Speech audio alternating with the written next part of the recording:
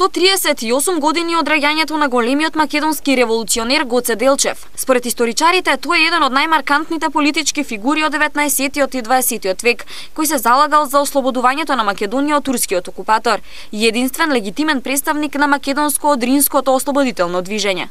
Тој е револуционер од големи размери, не само од македонски. Масовник, организатор, идејник, агитатор, војвода. Контраверзиите околу смртта на Гоце се уште ја интригира научната историска јавност. Засега, според експертите, Делчев е предаден од негови блиски соработници и не се работи за неочекувано убиство на бојното поле. И предпоставка која што има вистинска тежина, значи сепак неговото загинување е чин на предавство, дека е следен и дека морало да се најде начин да се отстрани од политичката и општествената сцена во тоа време.